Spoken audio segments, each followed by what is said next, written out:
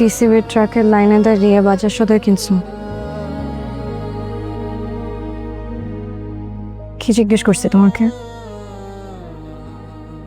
তোমার রান্না করার জন্য বাজার দরকার ছিল, আমি বাজার করে নিয়ে আসছি। কোথা থেকে আনছি এত কিছু জানা তো দরকার নাই। মানুষ দেখলে কি বলবে যে তুমি ট্রাক থেকে লাইনে দাঁড়িয়ে চাল ডাল ন্যায্য মূল্যে কেনো? মানুষ কি বলবে সেটা সেটা ভাবার সময় আমার এখন নাই তানিয়া। জিনিসপত্রের দামে আগুন। 1 মাস আগেও আমি যেই দামে জিনিস কিনছি ওই একই জিনিস আমার এখন দ্বিগুণ দামে কিনতে হইতেছে। এখন এখান থেকে কিনে আমি যদি কিছু টাকা বাঁচাইতে পারি তাতে ক্ষতি কোথায়? সেই সেই টাকা দিয়ে আমি অন্য কিছু কিনতে পারলাম। আর এমন তো না যে আমি ওখান থেকে ভিক্ষা করে আনছি, আমি টাকা দিয়ে আনছি। তাহলে এখানে লজ্জার কি আছে? তাই বললে তুমি? তাই বলে কি? হ্যাঁ, আমি পরিস্থিতির শিকার, পরিস্থিতি আমাকে বাধ্য করছে, এটা সত্য। আসলে হয়েছে কি, এই ধরনের পরিস্থিতিতে আমাদের মতো নিম্ন মধ্যবিত্ত মানুষদের হচ্ছে সমস্যা। এর মধ্যে নাই আমার চাকরি, সম্মান হারানোর ভয়ে না পারতেছি রিক্সা চালাইতে, না পারতেছি হকারি করতে। এখন এখান থেকে জিনিস কেনা কি অন্যায়? আমার কাছে তো মনে হয় না। কিছুদিন পর জুয়ের বিয়ে, কেউ যদি দেখে? কি হবে? কি হবে দেখলে আমাকে বলো? সম্মান নষ্ট হবে?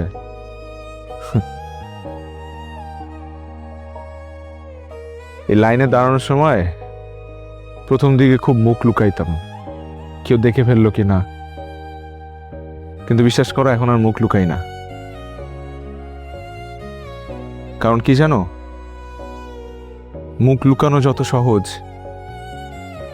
পেটের ক্ষুধা লুকানো তার থেকেও বেশি কঠিন।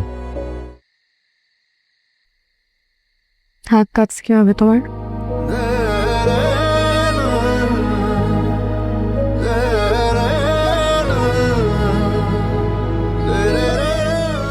তুমি টিসিবির ট্রাকের লাইনে দাঁড়িয়ে বাজার সদাই কিনছো।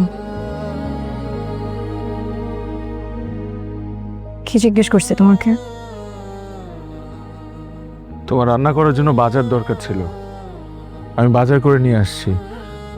কোথা থেকে আনছি এত কিছু জানা তো দরকার নাই। মানুষ দেখলে কি বলবে যে তুমি ট্রাক থেকে লাইনে দাঁড়িয়ে চাল ডাল ন্যায্য মূল্যে কেনো?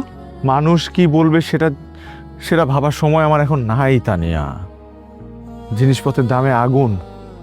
1 মাস আগেও আমি যেই দামে জিনিস কিনছি ওই একই জিনিস আমার এখন দ্বিগুণ দামে কিনতে হইতেছে। এখন এখান থেকে কিনে আমি যদি কিছু টাকা বাঁচাইতে পারি তাতে ক্ষতি কোথায়? সেই সেই টাকা দিয়ে আমি অন্য কিছু কিনতে পারলাম। আর এমন তো না যে আমি ওখান থেকে ভিক্ষা করে আনছি, আমি টাকা দিয়ে আনছি। তাহলে এখানে লজ্জার কি আছে? তাই বললে তুমি? তাই বলে কি? হ্যাঁ, আমি পরিস্থিতির শিকার, পরিস্থিতি আমাকে বাধ্য করছে, এটা সত্য। আসলে হয়েছে কি, এই ধরনের পরিস্থিতিতে আমাদের মতো নিম্ন মধ্যবিত্ত মানুষদের হচ্ছে সমস্যা। এর মধ্যে নাই আমার চাকরি, সম্মান হারানোর ভয়ে না পারতেছি রিক্সা চালাইতে, না পারতেছি হকারি করতে। এখন এখান থেকে জিনিস কেনা কি অন্যায়? আমার কাছে তো মনে হয় না। কিছুদিন পর জুয়ের বিয়ে, কেউ যদি দেখে? কি হবে? কি হবে দেখলে আমাকে বলো? সম্মান নষ্ট হবে?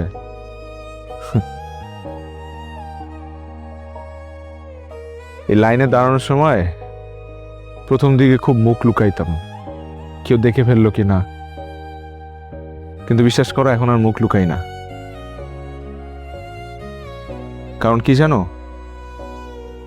মুখ লুকানো যত সহজ, পেটের ক্ষুধা লুকানো তার থেকেও বেশি কঠিন।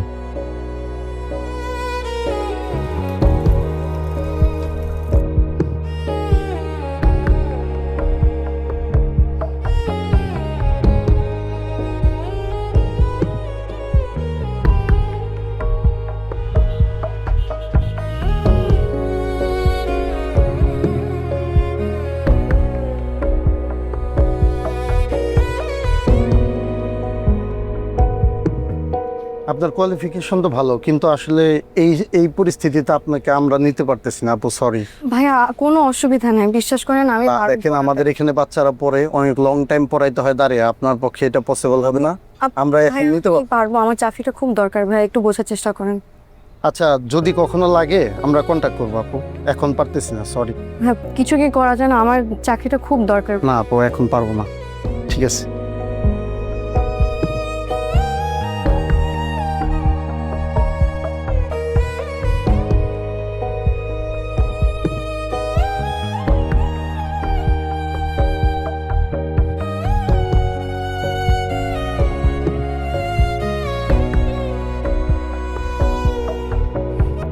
তো বুঝোই তো আসলে চাকরির বাজার এখন, তারপরেও আমি যথাসাধ্য চেষ্টা করব। না, চেষ্টা করব বললে হবে না পারভেজ ভাই, আপনার কিন্তু চেষ্টা করতেই হবে। চেষ্টা করবো, আমি অবশ্যই চেষ্টা প্লিজ পারভেজ ভাই, প্লিজ। চেষ্টা করবো।